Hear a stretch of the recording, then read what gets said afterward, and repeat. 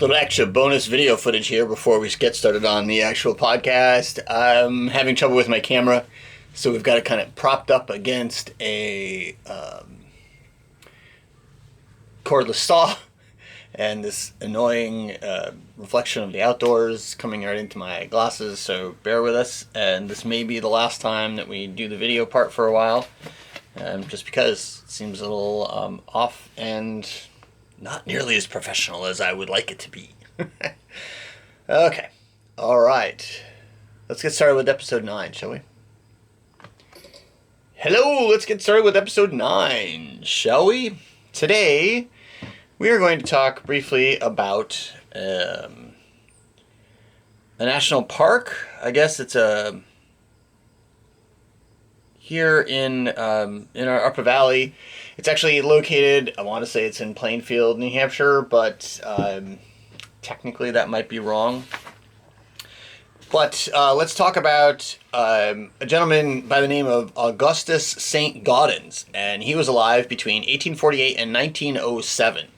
And for the longest time here at home and in the Upper Valley, I'd seen signs for St. Gaudens National Historic Site and driven past the road to get to it, and I'd always not really wanted to go because I'm not really religiously affiliated anymore, and I didn't really think that I wanted to go see something that had to do with St. Gaudens, although I'd never heard of St. Gaudens. That doesn't mean that one didn't exist.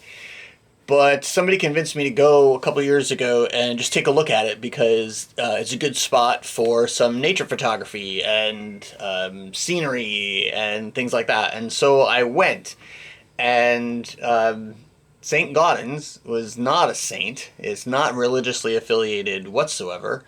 It's the gentleman's last name, just like Saint Pierre or Saint John, so it has nothing to do with religion.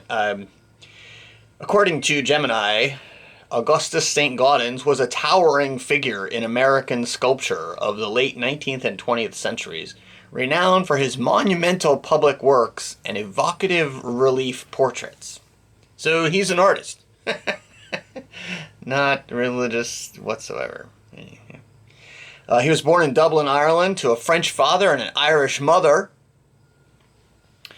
His family immigrated to the United States when he was an infant, settling in New York City. And what a trip that must have been, historically, coming across the ocean on a ship that took, I don't know how long. But conditions probably weren't ideal. They weren't anything like going on a cruise these days. Or even if you were to take an ocean voyage these days, do they even do that anymore? I just can't imagine. So anyway, him and his family settled in New York City, and he began his artistic journey at a young age, apprenticing as a cameo cutter and attending further studies in Europe, first in Paris at the École des Beaux-Arts, and then in Rome, where he immersed himself in classical and Renaissance art.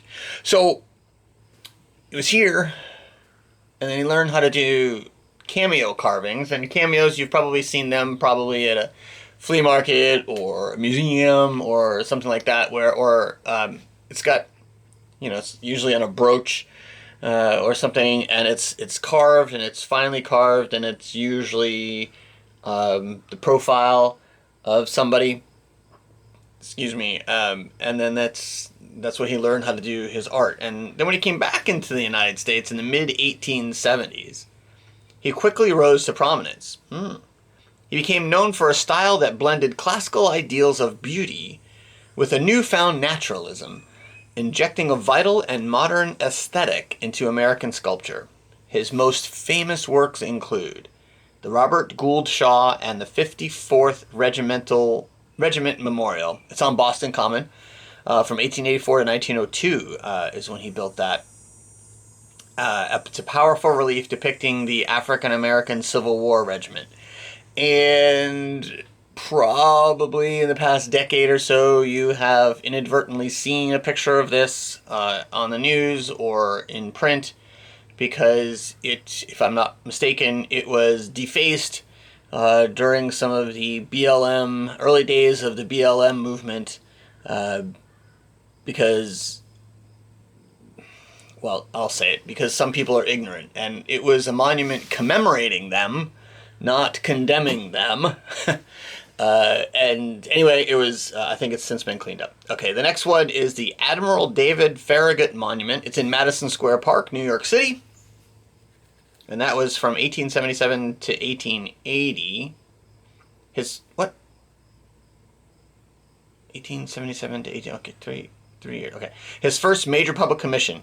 It was dynamic and realistic portrayal of the Civil War hero. And I think we've seen that. I think I inadvertently saw it about a year ago when I was in New York City and we went there. So, yeah, some of these things we may have come across inadvertently in my life and never even knew it. I still don't know it. Abraham Lincoln, the Man. It's in Lincoln Park, Chicago, 1884 to 1887. It's a contemplative and dignified standing figure of the former president. And I believe it's massive. At the Saint Gaudens site, there is a replica of part of this statue, and it's huge. The Adams Memorial, the Rock Creek Cemetery in Washington, D.C., 1886 to 1891. It's an enigmatic and deeply moving allegorical figure representing grief. What a sentence.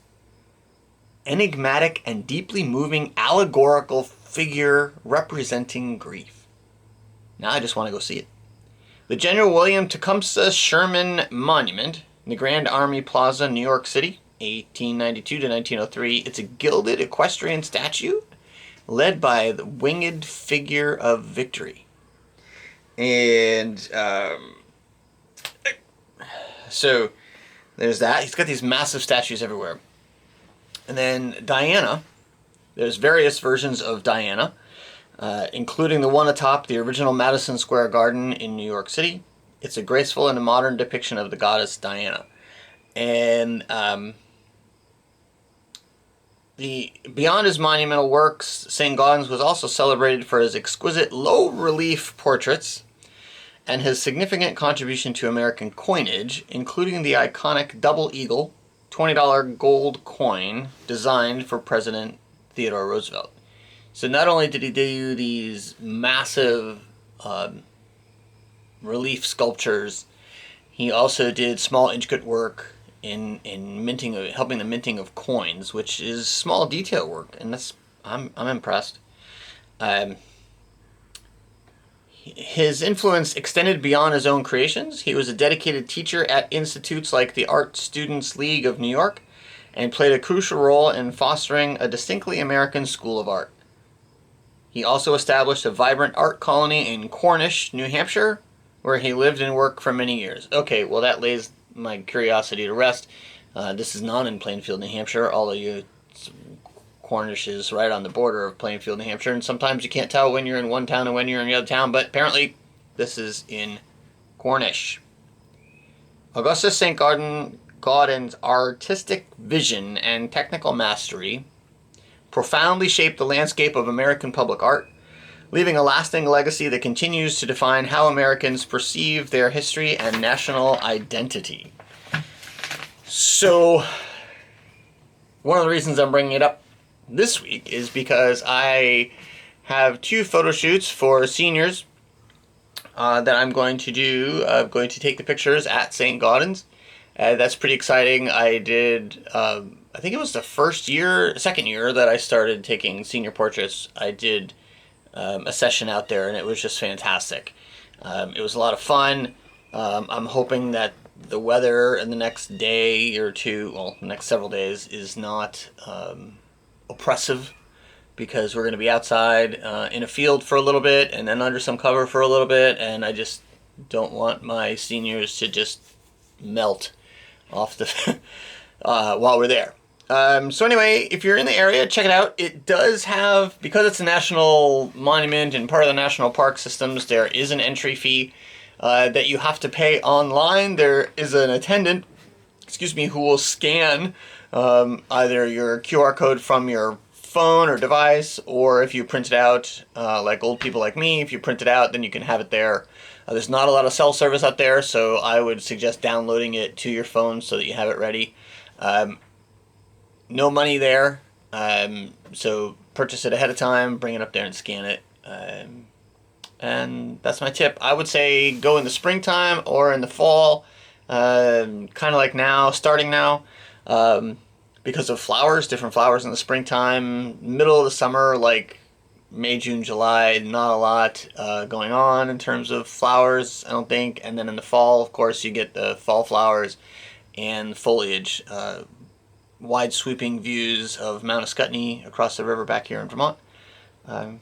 Yeah, definitely worth checking out if you're in this area and you're looking for something else to do other than I mentioned. And if you missed that list, go back an episode or two and you can hear all about some of the top 10 things to do here in the Upper Valley if you're visiting for a week or so. And with that, I wish you peace, I wish you happiness, and thanks for stopping by. All right. And a little extra bonus on the film side because now I have to turn this off. Thanks, everybody. Take care.